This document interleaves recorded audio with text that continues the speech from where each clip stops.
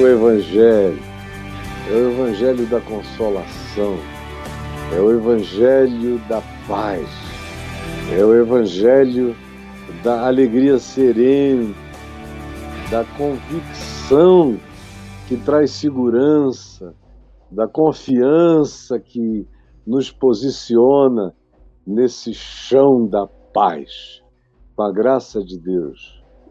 Eu quero falar com você sobre esse tema aí. Quanto tempo dura a noite da tristeza? Me responda. Quanto tempo dura a noite da tristeza? E o que nós vamos ler é o Salmo 30, que está aí, começando nesse verso 5 do Salmo 30, e depois eu vou para o verso 10. Mas o verso 5 diz: porque não passa de um momento. Isso inicia com uma convocação aos filhos de Deus, aos que andam na fé e na confiança, a salmodiarem ao Senhor, a louvarem, a trazerem ações de graças a esse nome santo, porque não passa de um momento a sua ira. E o que nós humanos chamamos de ira de Deus é uma hipérbole, é um exagero, porque qualquer apertinho na vida da gente, a tendência já é pensar que a gente está sob a ira divina, o abandono, o que ele virou a cara para lá, não está nos dando atenção, não está cuidando de nós. Isso aqui é tudo interpretação de Davi, a quem este salmo é atribuído, porque não passa de um momento a sua ira. Ele sabe, por mais que ele chame isso de ira, e eventualmente o que ele estivesse experimentando não tinha nada a ver com a ira de Deus mesmo, porque nós não podemos suportar a ira de Deus. Um Deus irado nunca aconteceu na história.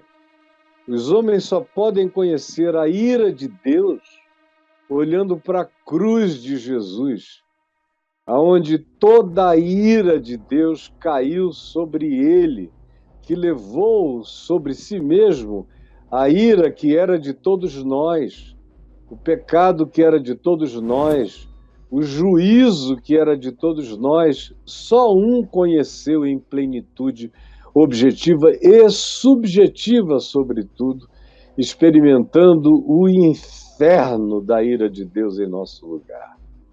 Porque não passa de um momento, de um instante. Ele sabe que a pior dor que ele pudesse atribuir a Deus não passava de um momento, comparado com a continuidade da graça que ele próprio declara que é melhor do que a vida.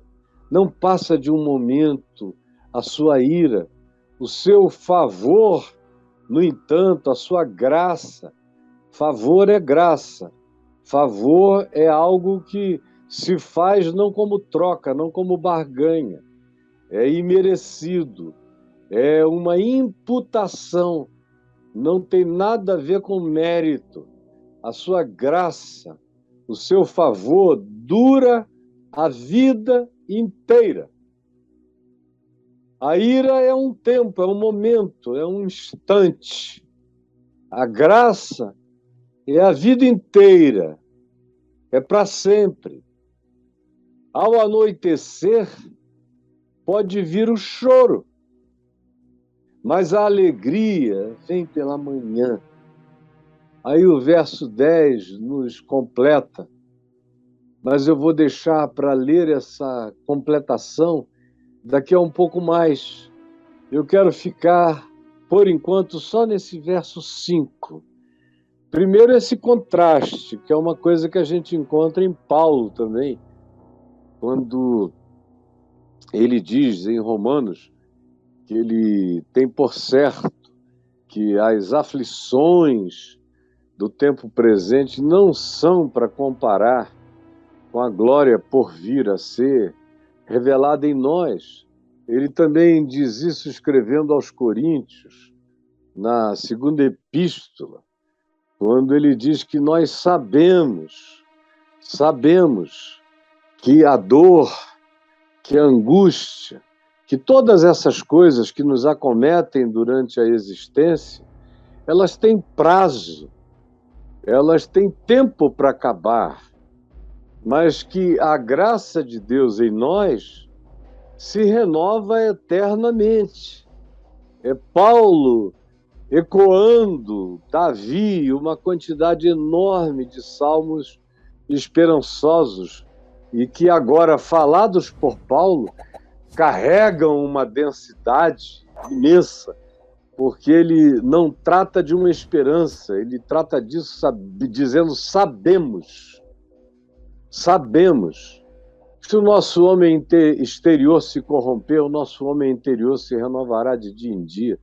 Sabemos que as aflições do tempo presente não são para comparar com as alegrias por virem a ser reveladas em nós.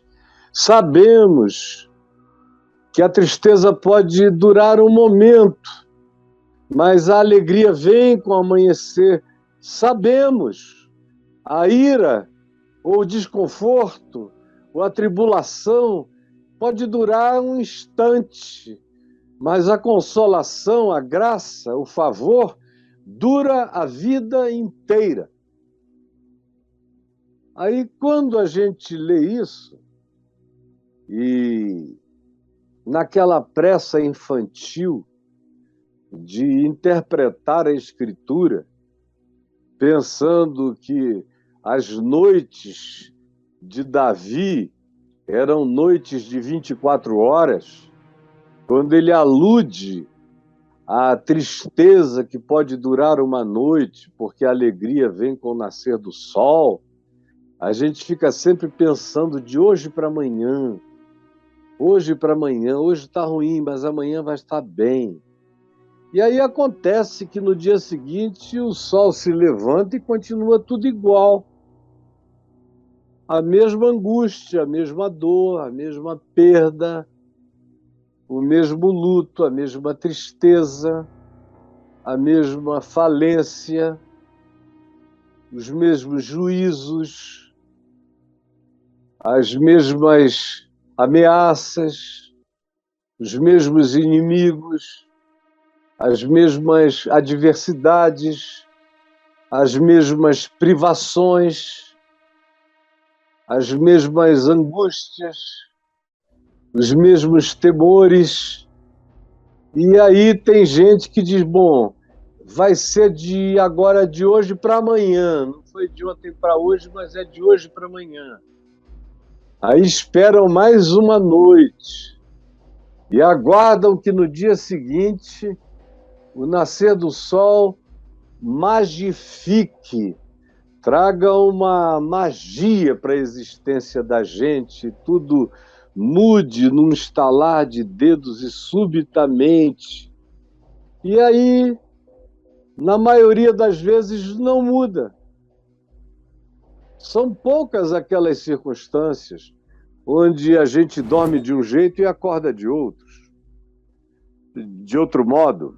Na maioria das vezes tem a ver com tristezas pessoais, com frustrações do dia, com coisas que a gente esperava que fossem acontecer em nosso favor e não acontecem, e a gente vai dormir em acabrunhamento, em frustração, acorda naquela esperança de que passou, como se o nascer do sol reinventasse a vida naturalmente.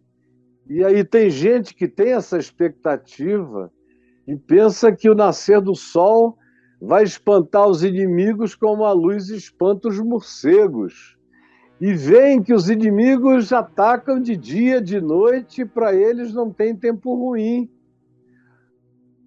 Porque, em geral, as coisas que na minha vida, por exemplo, eu experimentei como angústia ao dormir, às vezes em que eu dormi sobre tristezas, que eu dormi sobre alguma lágrima, que eu dormi sobre alguma decepção.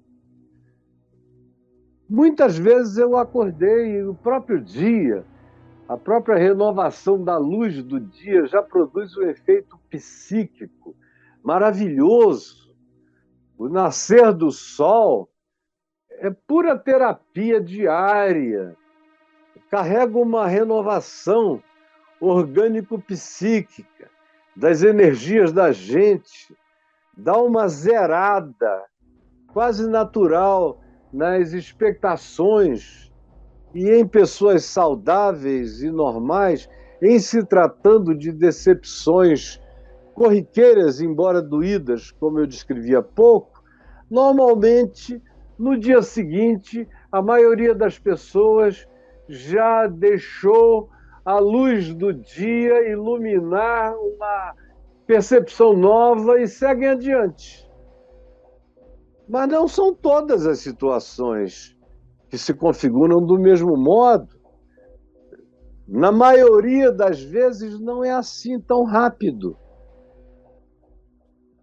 Quando meu filhinho Lucas partiu para o Senhor Jesus, eu nem pensei nesse salmo aqui, de que a minha alegria viria com o nascer do sol do dia seguinte, porque não foi assim.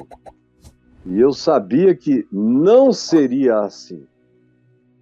E durou muito tempo, muitos dias. O sol nascia e o meu coração continuava vivendo a noite do luto, da angústia, da dor, do choque, da perplexidade, do vazio, do esburacamento indizível da minha alma e da alma dos meus familiares, filhos, e da mãe do Lucas, a Aldinha, a dor da minha mulher Adriana, pelo Lucas e, sobretudo, vendo o tamanho do meu sofrimento. Demorou. Não foi uma noite de 24 horas. Nem foi uma noite de 21 dias, porque 21 dias depois eu voltei a trabalhar. Não foi uma noite de um mês. Nem tampouco foi uma noite de um ano. Eu trabalhei, comecei o caminho da graça, mudei para Brasília, comecei o caminho da graça 4 meses depois dele ter partido. Pregava, falava da esperança de Deus que me habitava, que estava em mim, sorria para quem precisava de sorriso, chorava com quem precisava de choro, aconselhava quem precisava de direção, mas só eu sei como era a minha solitude, feita de que materiais psíquicos, espirituais, de como no coração não havia nenhuma vontade de gargalhar para nada, para coisa nenhuma, porque o dia da alegria não tinha chegado ainda. Essas noites da alma, as noites da mente, as noites dos choques, dos baques, dos embates, frequentemente duram muito mais tempo do que a gente imagina. Na nossa pressa angustiada, na nossa aflição de não ficarmos aflitos, de modo que tem gente que vai ficando cada vez mais aflita em relação ao fato de que a aflição não passou e, por não ter passado, se afligem mais do que a aflição original, porque têm medo de toda a dor que continua, que não passa logo, especialmente nessa era analgésica da gente, onde todo desconforto tem um remédio, E a gente os usa na expectativa de ficarmos livres de incômodos. E tem incômodos que a gente precisa se livrar mesmo. Você amanhece com um torcicolo horroroso. Pode passar o dia ou até dias torto, ou pode tomar um relaxante muscular forte, deitar um pouco, relaxar e acordar algumas poucas horas depois, já sem aquela perturbação, porque relaxou. E se houve uma inflamação, um anti-inflamatório vai ajudar aquilo a passar rapidamente. E não tem por que ficar sofrendo se você tem recursos paliativos. E assim com qualquer outra coisa. A gente pode se aliviar daquilo que a gente possa conseguir se aliviar, não se deve evitar alívios possíveis.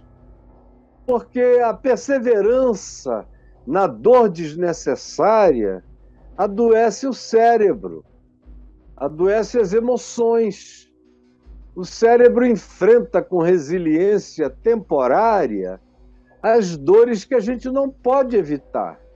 Mas até mesmo essas, quando se prolongam indefinidamente, vão adoecendo o cérebro, que não foi feito para existir em estado de processamento dolorido, angustiado e sofrido.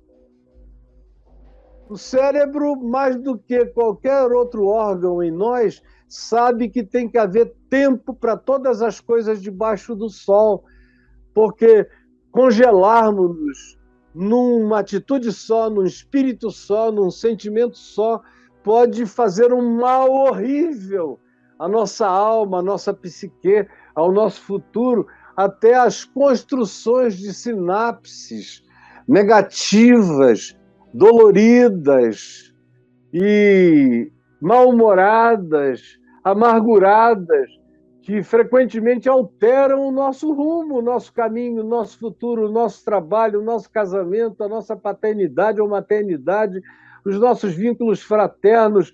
A dor gera esse enfesamento existencial, coloca você inapto para a relacionalidade com qualquer tipo de felicidade. Não é à toa que a palavra é enfesado, que é um cara que está com prisão de ventre psíquica, ficou cheio de fezes, enfesado vem de fezes, é uma pessoa que não consegue defecar, não consegue expelir as fezes. Você sabe o desconforto brutal de não conseguir fazer essa liberação cotidiana. Ela vai se acumulando, gera um enfesamento, um mau humor. Agora, isso no intestino. Imagina quando é na alma, que não consegue excretar a dor, que não consegue secretar, que não consegue processar. E ela continua indefinidamente. Depois de um tempo, a gente vai sendo alterado. E o enfesamento psicológico não é mais temporário, ele tem tendência a fazer sinapse de dor psíquica, de enfesamento psicológico, e aquilo se transforma num modo de ser que adoece o caminho humano. Então, as dores precisam passar. É normal que a gente busque o alívio, mas ninguém pode se enganar com a expectativa das magias do nosso tempo, onde você pode até dizer, como, por exemplo, foi o caso da minha mãe, que estava morrendo, com dores horríveis, porque o tecido do ventre dela, já há muito tempo que não tinha mais estrutura, nem com telas, nem com nada, para segurar as vísceras dentro. Então, as hérnias projetadas foram ficando enormes, as dores alucinantes. E ela tinha todo tipo de artrite, de artrose, de dores ósseas horríveis, que só foram crescendo. E ela disse: filho, pede para Jesus me levar logo. Agora, se puderem fazer as minhas dores passarem. eu estou resolvida com Deus, mesmo que eu durma o dia inteiro, qualquer coisa pode diminuir as dores, porque não faz bem viver com tanta dor assim e morrer com tanta dor assim. E eu não tive dúvidas. Chamei o médico e os que estavam atendendo e pedi para sedarem-na até o nível possível em que ela mantivesse uma consciência responsiva, minimamente natural, mas com a diminuição radical das dores que ela vinha sentindo, e foi assim que ela ficou os meses daquela espera até partir. Então, faz bem aliviar o coração, mas é absolutamente imprescindível que isso aconteça sem nenhuma perspectiva de que seja algo mágico. Você está me entendendo? Na minha vida que duraram meses. Eu já tive noite que durou ano. Eu já tive noite na minha alma que durou alguns anos. Uma noite. Por exemplo, a noite que começou na minha vida em 98, não passou em 99. Eu conheci a minha mulher e me apaixonei. E eu vi como o coração humano tem o poder da ambivalência. Eu estava tomado de uma alegria, de paixão imensa, ao mesmo tempo em que eu vivia a ambivalência de uma dor incessante por tudo que tinha me acontecido no luto total da minha vida, do meu ministério e dos anos todos de trabalho, de afinco, de doação, de paixão, de sinceridade. Tudo aquilo aparentemente tinha ido pelo ralo e por minha culpa e causa. A culpa passou, mas a dor continuou. Anos. Eu comecei a ficar livre daquela noite alguns anos depois. E ela ainda se misturou com a partida do meu filho Lucas, em 2004. Teve a sua continuidade. Quem me olhava de longe, conversava comigo, dizia, não, ele está ótimo. Mas ninguém sabia, exceto a minha mulher, o que meu coração experimentava de feliz tristeza, de paixão com dor, de alegria com lágrimas, na ambivalência de que de um lado tinha uma luz iluminando o meu ser, de outro lado ainda tinha uma noite de aflição longa, crescente, constante, prosseguindo. Eu estou falando isso com você porque eu sei que tem muita gente sofrendo, e à medida em que o sofrimento vai se prolongando, e eu não estou dando exemplos de sofrimento, porque eu quero que você ponha o seu tema, o seu sofrimento, a sua dor, no que eu estou dizendo. Eu estou dizendo a você, para você, eu estou falando com você. É com você mesmo. E não gostaria que você se iludisse com qualquer perspectiva mágica a esse respeito. Eu tenho visto, por outro lado, dores que... Olha aqui. Aqui você não está vendo, mas tem esse papel que eu uso para enxugar o suor, saliva, lágrima, qualquer coisa. E tem tristezas na vida da gente que saem assim, ó. De uma vez. De uma vez. E eu já tenho experimentado na minha vida e na vida de milhares de pessoas a experiência de ver algumas tristezas e dores e angústias e depressões e pânicos e doenças de alma serem arrancadas num puxavanco divino.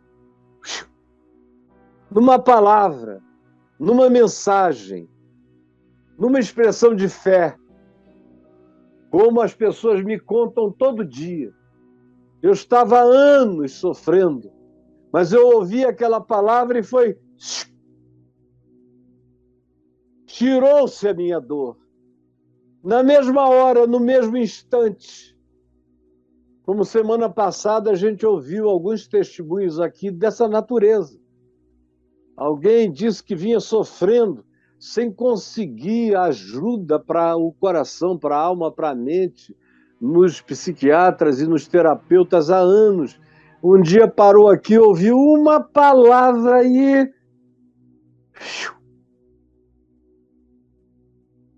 a dor foi tirada num instante, de supetão do coração.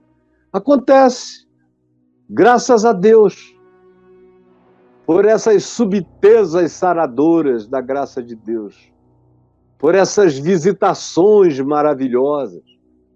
No entanto, preste atenção, existem circunstâncias, dores e instalações de aflição no coração da gente que tem noites prolongadas demais. E é por isso que eu pergunto a você, quanto tempo dura a noite da sua tristeza? E eu queria que você escrevesse aqui para mim. Você me dissesse aqui no portal caiofabio.net. É o melhor lugar para você se comunicar comigo nesse instante, agora que a gente está ao vivo com você. Portal caiofabio.net no chat online, que o Braulio mostra todo dia aí para vocês. Entrem lá e escrevam, me respondendo. Vejam aí aonde é o chat. E o chat não é aí na pesquisa, Braulio, é na primeira página, isso. Então aí está o chat. E você vai escrever no chat, escreva aqui, no lugar onde está dito, escreva aqui. Você escreve, cai no colo do Braulio. Mas me responda, quanto tempo dura a noite da sua tristeza? Fale comigo aqui e agora, abra o coração, fale tudo. Porque tem gente sofrendo de dores diferentes há muitos anos. E eu quero muito ajudar você a botar o pé na esperança desse livramento. Sabendo isso, que Davi começa com uma convocação ao salmodiar ao Senhor. Você é dele? Davi diz, então louve-o. Apesar da sua dor, apesar da sua tristeza, dê graças ao nome santo dele. Faça isso, pela fé.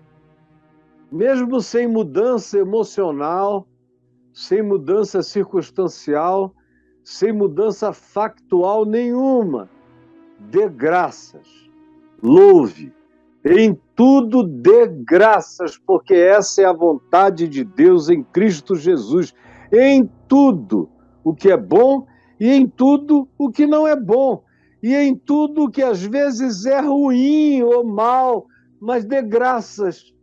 Você não sabe o que se oculta por trás da sua dor. Você não sabe o que lateja como graça divina atrás da sua agonia, pronta para se manifestar na hora do levante do sol da graça na sua existência.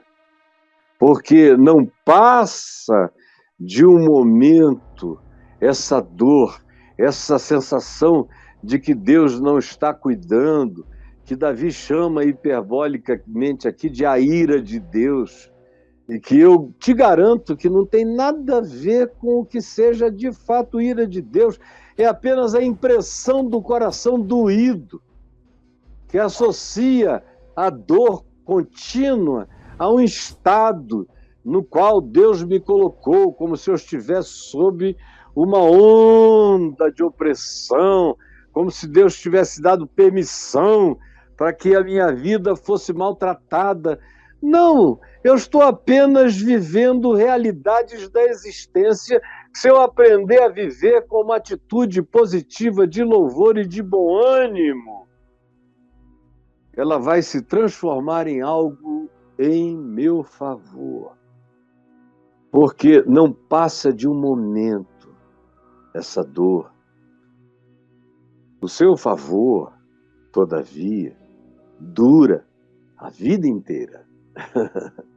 Dura a vida inteira. Ontem eu estava dando uma entrevista aqui para uma revista nacional, para uma matéria que deve sair no próximo domingo. E se sair na revista Veja, nós ficamos aqui, foi uma entrevista de 3 horas e pouco de duração, deve ser bastante resumida, mas uma das coisas que acabaram aparecendo aqui no meio da entrevista foi a duração da minha dor. A pessoa que estava me entrevistando me conhece muito desde que nasceu. Com 10 anos de idade, o repórter já me ouvia. O irmão dele também, a família dele também, ele acompanhou tudo, ele leu a minha biografia, ele sabia de tudo. E uma das questões era essa, e a dor? E eu falei, olha, foi esmagadora durante um certo momento, mas a graça dura a vida inteira. Eu vivi esses 50 anos, daqui a mais alguns meses eu completo 50 anos de ministério, de pregação do Evangelho, de serviço ao próximo no Evangelho, meio século fazendo isso com alegria. E a maior parte dos dias da minha vida foram dias de luz, de favor, de graça, de força, de bom ânimo. Então a gente que viveu e experimentou tanta bondade divina tem que ter um mínimo de resiliência e de perseverança, quando a noite não é feita de 12 horas, quando o dia da aflição não tem 24 horas, quando pode durar meses ou anos ou até décadas. Mais uma coisa a gente tem que saber. Apesar disso tudo, a gente pode aprender a viver com isso tudo, como Paulo disse. Pode aprender um contentamento existencial e espiritual ultra contingencial, ultra circunstancial. Pode ter, pode não ter, pode possuir para alimentar-se, pode estar em escassez, pode ter abundância, pode estar sentindo falta, não interessa, não são conjunturas que nos determinam. Eu não nego a minha dor, não nego a noite escura, não nego as minhas lágrimas, o direito de se derramar, mas o meu coração aprendeu a chorar com aquela doçura de alegria e de encanto que sabe que a sua graça dura a vida inteira, que ela é maior do que a vida, é maior do que a dor, é maior do que qualquer agonia. E eu posso aprender a crescer em fé, para não negar a dor, para não fingir que ela não é, porque a dor camuflada, a dor mentida, a dor enganada, a dor em relação à qual a gente diz que não é isso, e a gente declara com palavras de poder que não está sentindo nada, isso tudo só gera as acumulações que vão adoecer a alma da pessoa terrivelmente. O melhor que se faz com uma dor é encará-la, é tratá-la, é debulhá-la, é olhar para ela, é chamá-la pelo nome, é entendê-la e é colocá-la na presença da luz de Deus, porque se há uma chance de que a noite escura passe, é quando a gente não tem medo de viver a noite da escuridade, mas com o coração que mesmo que o sol não nasça com perspectivas novas, Existe uma luz dentro de mim que não perdeu a esperança que ilumina todos os dias da minha existência, mesmo nos dias de maior treva na vida. Porque a sua graça, o seu favor, duram a vida inteira. Ao anoitecer, com o pôr do sol, com as más notícias, com as melancolias das nossas tristezas, pode vir o choro, o soluço. E eu sei que tem gente chorando, soluçando, enxugando as lágrimas, sei mesmo. Mas saiba, a alegria vem pela manhã. E essa manhã não é designada em termos horários, como eu já disse várias vezes, nem mensais, nem anuais. É a manhã da graça. É quando explode a luz nas trevas. É quando Deus diz, haja luz, e há luz. Esse é o dia da manhã da luz divina, que vai chegar, que está chegando, que está visitando você. E tem gente que só estava esperando esse dia, essa hora, essa palavra. Eu vejo isso todo dia. Por exemplo, acabou de sair daqui uma pessoa que eu amo muito e que chegou aqui, eu tinha marcado, para abrir o coração acerca de algumas dores. E eu ouvi as dores dela, fui falando exatamente para ela o que eu estou dizendo a você e dizendo, olha, isso tem prazo para acabar, vai terminar. E fui falando, fui vendo o rosto dela mudar. Depois de uma hora, ela disse, olha, eu me sinto solucionada. Muito obrigada, porque eu cheguei aqui sem perspectiva e eu estou saindo daqui com o dia claro para mim, iluminado. De repente, já havia meses de conturbação, assim, num instante, olha só, o papel foi tirado. E está aqui limpo, branco, útil para a vida, para toda ela, útil. Um brinde amanhã de luz e graça que está chegando na sua vida agora. E eu quero que você me escreva e me diga quanto tempo tem durado a noite da sua tristeza. E agora eu quero ir para o verso 10. Preste atenção no que Davi diz aqui. Ouve, Senhor, e tem compaixão de mim. Sê tu, Senhor, o meu auxílio. Tu és o meu auxílio. Tua é a mão que me levanta. É a tua compaixão que me mantém em estado de esperança. Ouve a minha voz, o meu clamor. Compadece-te de mim. Estende a tua mão. Tu és o meu auxílio. Converteste o meu pranto em folguedos.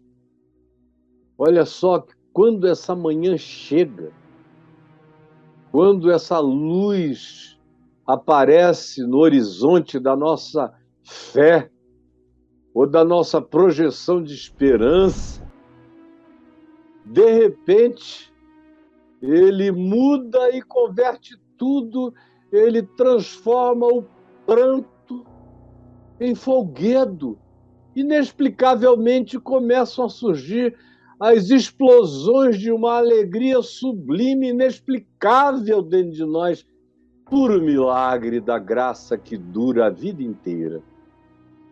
E ele prossegue e diz, tiraste o meu pano de saco, que era o que se usava na antiguidade para espessar a tristeza, a dor, o luto, o clamor, o jejum, a aflição. ele diz: tiraste. Como quem é desnudado, rasgaste o meu pano de saco, a roupa da minha agonia, e me vestistes de alegria. Tem muita gente que vive vestida de tristeza, mas que pode experimentar essa ação que rasga o pano de saco das nossas agonias e nos veste, nos cinge com alegria, nos veste de alegria, vestes de louvor, como diz o profeta Isaías, para que o meu espírito te cante louvores e não se cale nem um dia, nem um instante. Senhor Deus meu, graças eu te dou para todo sempre. Amém. Eu sei que a palavra dessa graça está distribuída, concedida e entregue a todo aquele que dela quiser tomar posse agora. Seja tomar posse para saber que, eventualmente, será natural conviver com a sua dor, com a sua tristeza, a sua agonia mais um tempo. Lutos, quando não passam dos prazos, são terapêuticos e necessários e, frequentemente, curadores, quando a gente os vive por inteiro e não deixa passar do limite, para a gente não se enlutar para sempre, não adoecer de dor. Viver a experiência enquanto ela é natural faz parte da saúde e da libertação.